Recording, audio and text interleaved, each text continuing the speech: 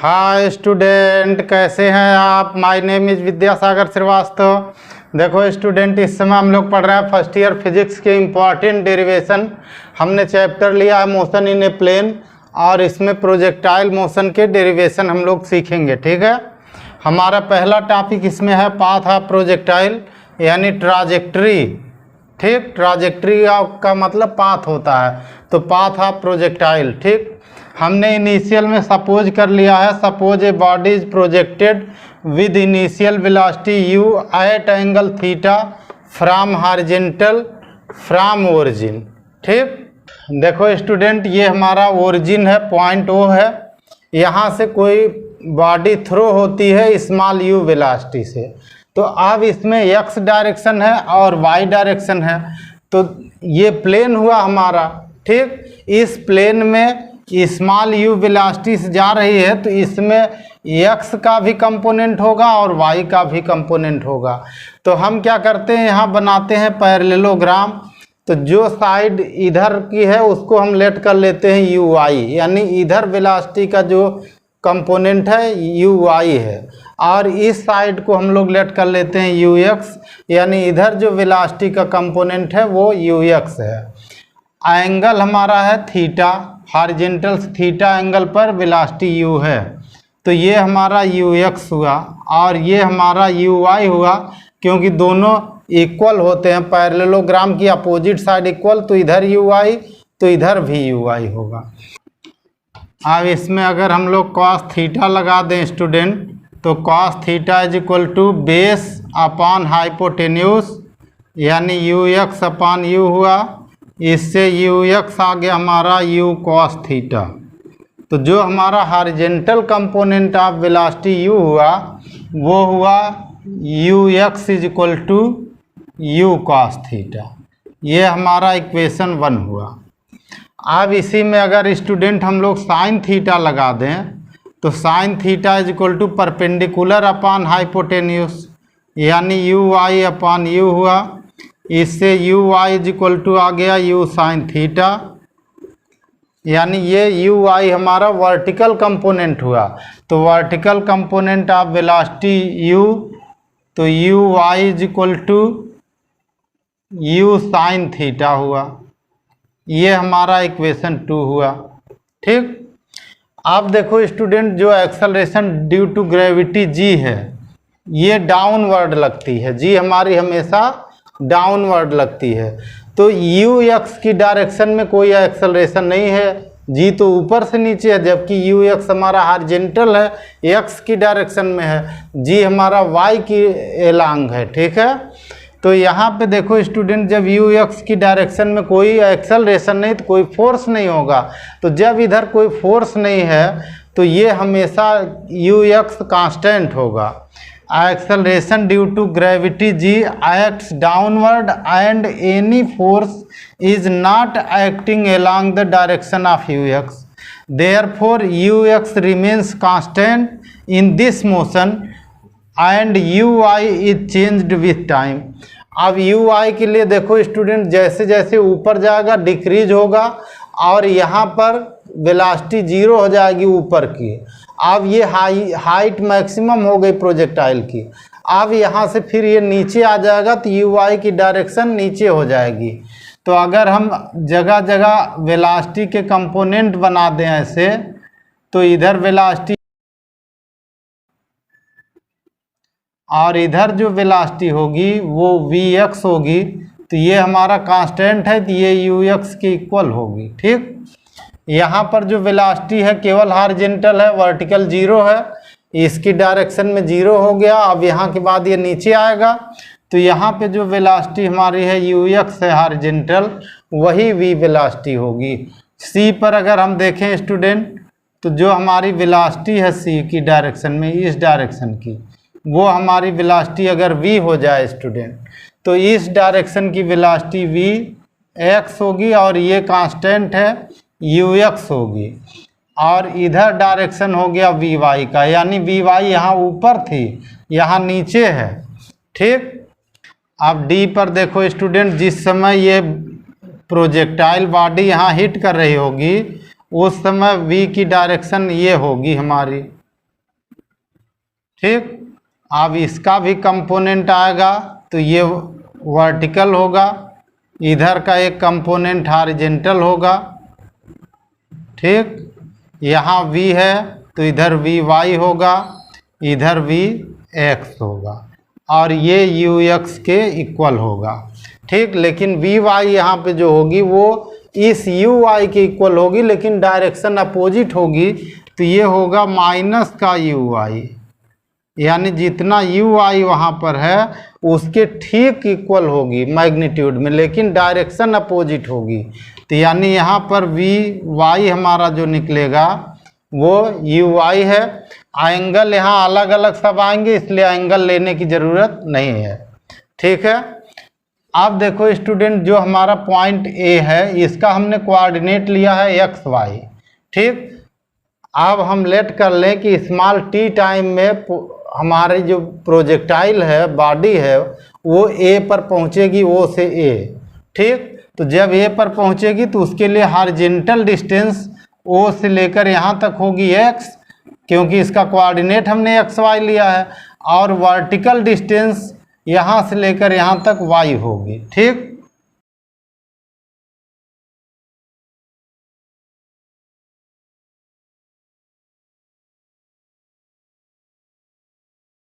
हमने लेट कर लिया इन time small T body reach at point A, यानी एक्स वाई कोऑर्डिनेट है इसका फ्रॉम ओरिजिन। देन अब देखो स्टूडेंट, जो हॉरिजॉन्टल डिस्टेंस है एक्स, उसकी डायरेक्शन में यू एक्स वेलोसिटी हमारी कांस्टेंट है। इसका मतलब इधर हमारा कोई एक्सेलरेशन नहीं, तो distance is equal to speed into time का फार्मूला लगाएंगे, तो इस वेलोसिटी का जो मैग्नीट्यूड होगा वही यू एक्स होगा और वो स्पीड के बराबर होगा। ठीक, तो हम यहाँ लगाएंगे x is equal to u x into t, और इससे हमारा निकल आया t is equal to x upon u x, और यू एक्स हमारा दिया यू कॉस थीटा, यानी एक्स अपॉन आ गया यू कॉस थीटा। ठीक, ये हमारा t का फंक्शन हो गया, इक्वेशन नंबर 3 हो गया। अब y के लिए हम लोग देखेंगे स्टूडेंट, तो y में देखो स्टूडेंट, यू वाई अपवर्ड है और जैसे जैसे ऊपर जाता है y भी ऊपर बढ़ता है, तो इन दोनों की डायरेक्शन सेम है, जबकि g अपोजिट है, तो हम इन दोनों को प्लस ले लेंगे और g को निगेटिव ले लेंगे। From second equation of motion,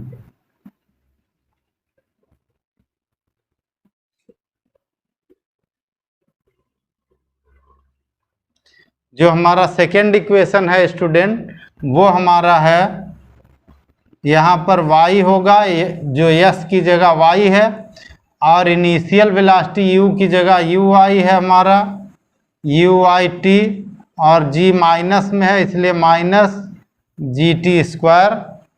ठीक, यहाँ पे y इज इक्वल टू हमारा हो गया, u आई हमारा दे रखा है u साइन थीटा, और t दे रखा है हमारा x upon u cos theta. ठीक, ये है यहाँ पे t। ठीक, माइनस हाफ g, और t हमारा हो गया x upon u cos theta to the square. y is equal to हो गया, u से u कैंसिल हो गया, sine theta upon cos theta का टेन थीटा। ठीक, इंटू एक्स हो गया, माइनस जी ऊपर है हमारा और एक्स के ऊपर स्क्वायर है, जी एक्स स्क्वायर अपॉन 2, और यू के ऊपर square 2u cos square theta.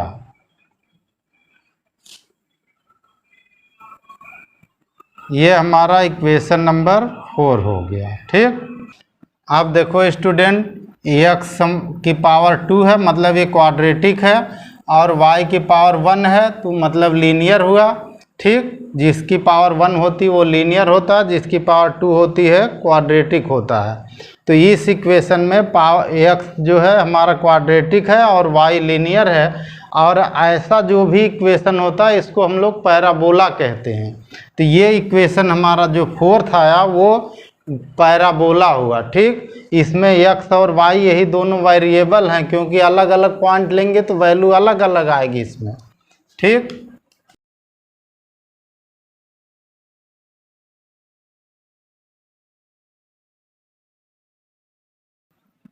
since x is quadratic and y is linear in equation 4, therefore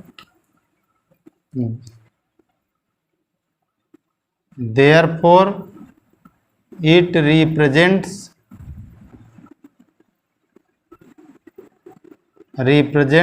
a parabola। ठीक, इसका मतलब ये एक पैराबोला को रिप्रेजेंट करता है। ठीक,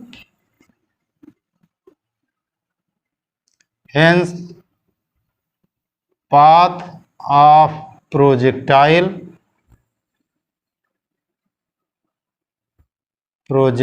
यानी जो ट्राजेक्टरी है, ट्राजेक्टरी इज पैराबोलिक।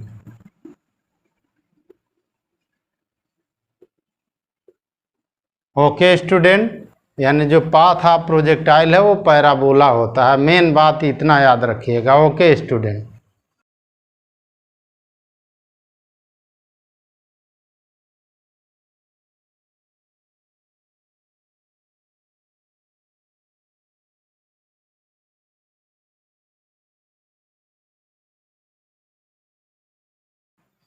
आप देखो स्टूडेंट, हमारा अगला टॉपिक है time of flight. The time in which a projected body remains in air is known as time of flight. It is denoted by capital T। देखो student, यहाँ से body projected हुई ऐसे। ठीक, तो और ये यहाँ से चली, यहाँ पॉइंट A पर आई, फिर B पर आई, फिर पॉइंट C पर पहुँची और आखिरी में D पर पहुंची, जो इसके ठीक हॉरिजॉन्टल में पॉइंट है। ठीक, तो यहाँ देखो इनिशियल पॉइंट पर स्टूडेंट जो हमारा वर्टिकल कंपोनेंट है वो UI है, और ये हाईएस्ट पॉइंट पर 0 हो जाता है।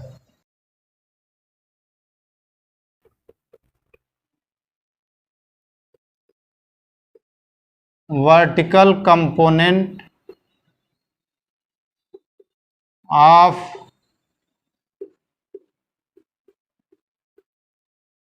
initial velocity u। ठीक, जो हमारी इनिशियल वेलोसिटी इसका वर्टिकल कंपोनेंट है UI, और अभी हमने बताया ये होता है u sin theta.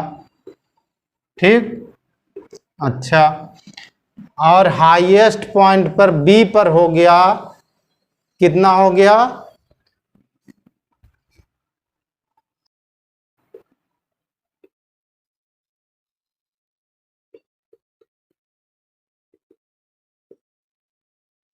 Eight highest point vertical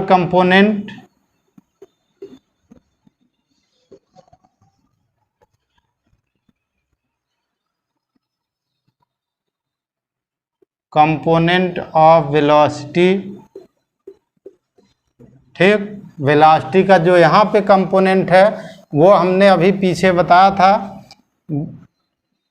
Vy होता है 0। Let in time small t, हमने लेट कर लिया कि इन टाइम स्मॉल t जो हमारी बॉडी है O से B पर पहुंच जाती है। ठीक, let in time small t body reach at point B from origin. ठीक, ओरिजिन मतलब वो पॉइंट हुआ। ठीक, यहाँ से चलकर यहाँ स्मॉल t टाइम में पहुँच गई, तो यहाँ की इनिशियल वेलोसिटी है UI, फाइनल वेलोसिटी है 0, और हमें G मालूम है, G डाउनवर्ड लगता है, इसी के लिए कारण ये यहाँ पे 0 हुई। तो आप इक्वेशन ऑफ मोशन लगाइए first, from first equation of motion.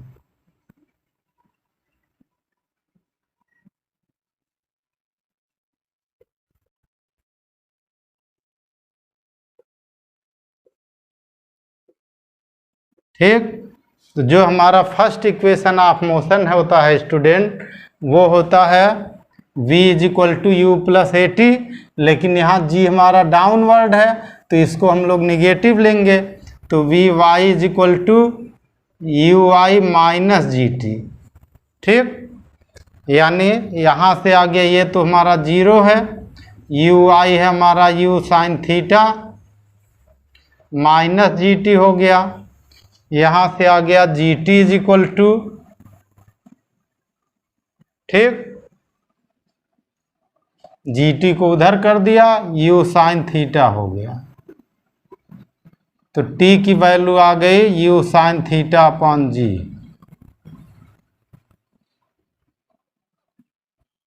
ये हमारा इक्वेशन नंबर 2 हुआ, यानी आधे टाइम का, हाफ प्रोजेक्टाइल का टाइम है। आप देखो स्टूडेंट, जितना टाइम यहाँ से ऊपर जाने में लगेगा उतना नीचे आने में लगेगा, और पूरा टाइम ऑफ फ्लाइट यहाँ तक होगा।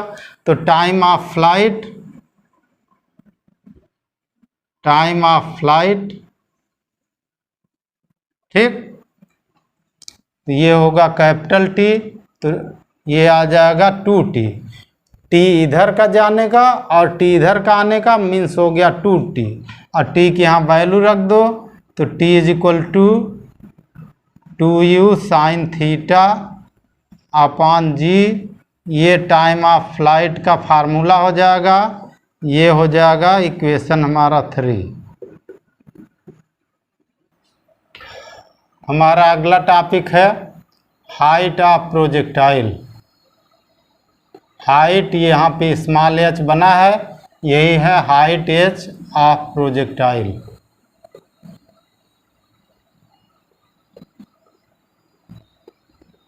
ठीक, तो इसमें देखो स्टूडेंट, यहाँ पर इनिशियल वेलोसिटी हमारी है यू आई डायरेक्शन की यू साइन थीटा, और बी पर फाइनल वेलोसिटी है 0। जी हमारा नीचे का है, एच निकालना है, तो थर्ड इक्वेशन ऑफ मोशन लगा दो। ठीक, from third equation of motion,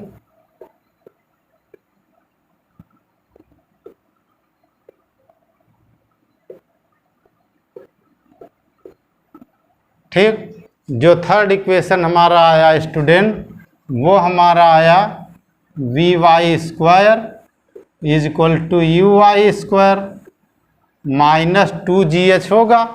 minus इसलिए कि g निगेटिव ले रहे हैं हम लोग। ठीक, 2gh यहाँ से वैल्यू रख दो इसकी, ये तो है 0, यहाँ 0 लिखा है, यू आई उधर दिया हुआ है, यू साइन थीटा इसका स्क्वायर कर दो, माइनस 2gh हो गया, 2gh को इधर कर दो, तो ये हो गया 2gh is equal to u square sine square theta, यानी h की वैल्यू आ गई u square sine square theta upon 2g। यानी ये हाइट ऑफ प्रोजेक्टाइल का फार्मूला है, हाइट वाले में ये पहला इक्वेशन हमारा है। ठीक, आप देखो स्टूडेंट, ये जो हाइट हमारी निकल आई ये मैक्सिमम कब होगी, फॉर मैक्सिमम हाइट।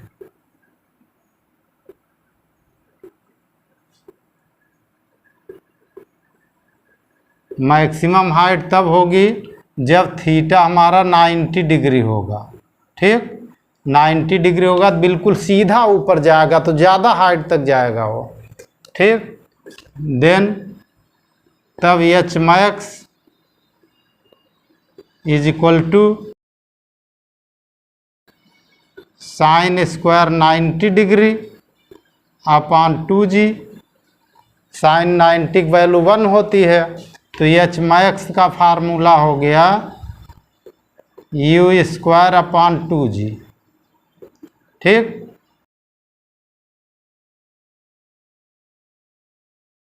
ये हाइट ऑफ प्रोजेक्टाइल का दूसरा इक्वेशन है। ओके स्टूडेंट, आप देखो स्टूडेंट, हम लोग देखेंगे रेंज।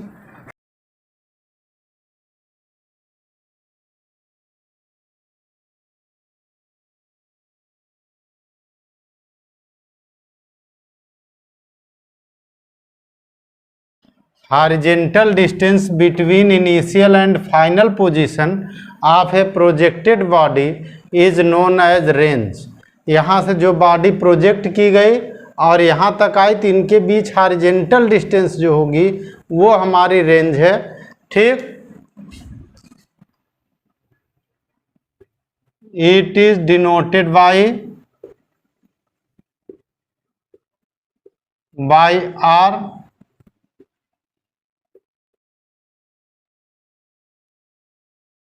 Formula for range.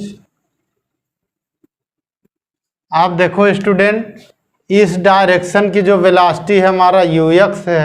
ठीक, और यहाँ से यहाँ तक बॉडी को पहुँचने में टाइम जो लगा वो टाइम ऑफ फ्लाइट है। तो ux into time of flight is equal to range. ठीक, range r is equal to ux into time of flight. ux हमारा होता है u cos theta, time of flight होती है 2u sin थीटा अपॉन जी। यहाँ से निकल आया u square 2 sin theta cos theta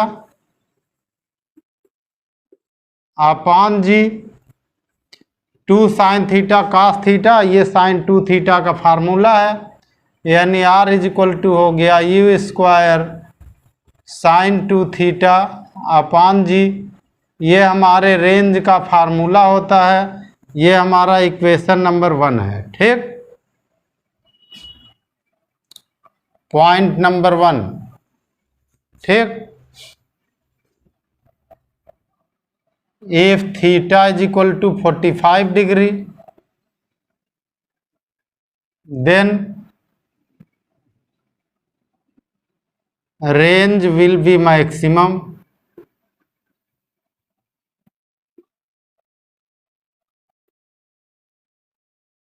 अगर हमारा थीटा 45 डिग्री है तो रेंज मैक्सिमम होगी। ठीक, तब हम उसको लिखेंगे r max is equal to, यहाँ वैल्यू रख दो student, u square sine 2 into 45 degree upon g हो गया। अब देखो ये हो जाएगा साइन 90, तो आर मैक्स हमारा हो गया u square sine 90 degree upon g. ठीक, अब यहाँ देखो student sine 90 is equal to 1 होता है, और ये साइन की मैक्सिमम वैल्यू भी 90 पर ही होती है, साइन की मैक्सिमम वैल्यू 1 होती है। तो साइन 90 की वैल्यू 1 हो गई, तो जब साइन 90 1 हो गया तो आर मैक्स हमारा आ गया r max is equal to u square upon g आया। यानी रेंज मैक्सिमम कब होगी स्टूडेंट, जब थीटा 45 डिग्री होगा। ठीक है, ये इसमें हमने बता दिया आपको। अगला point, if angle of projection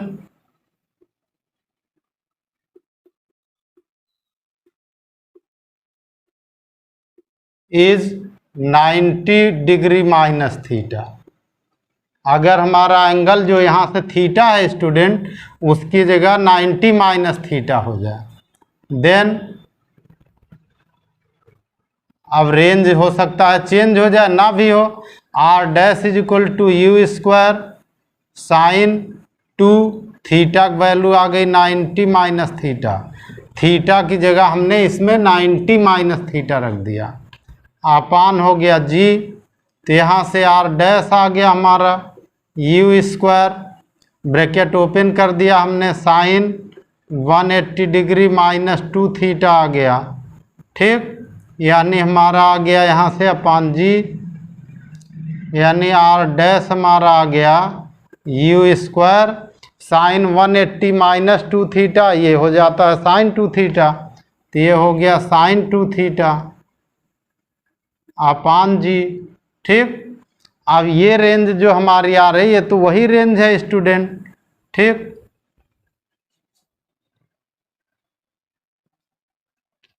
therefore R dash is equal to R हो गया, यानी एंगल हमारा थीटा हो या 90 माइनस थीटा हो, range will be same.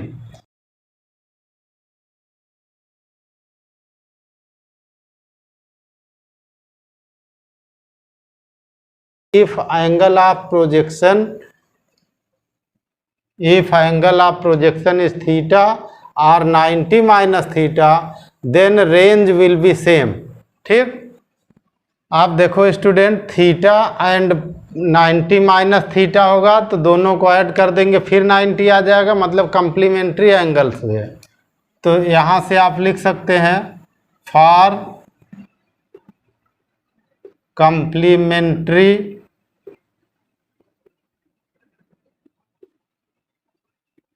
Angles range will be same.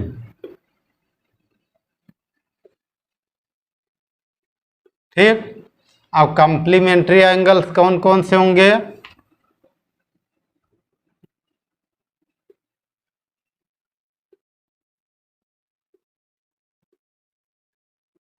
Angles, तो कंप्लीमेंट्री एंगल्स वो होते हैं जिनका सम 90 होता है।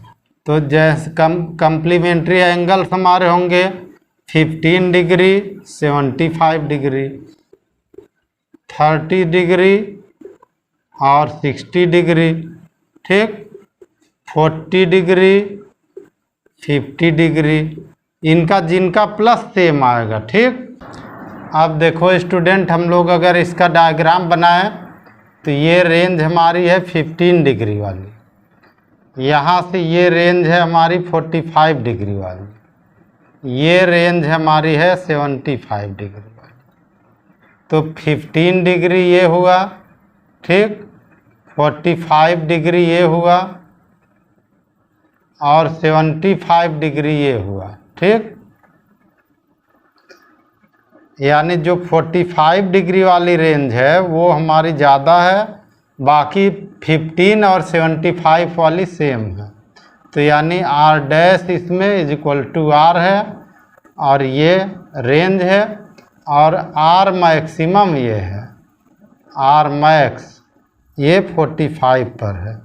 ठीक है, तो जो कंप्लीमेंट्री एंगल्स होंगे उनके लिए रेंज जो है सेम होगी, जो भी होंगे, और ईटीसी है, इसमें बहुत सारे हैं एंगल। ठीक है student, okay student, good day. आप हमारा चैनल देखते रहिए, लाइक और सब्सक्राइब करते रहिए और अपना ज्ञान बढ़ाते रहिए। Good day students.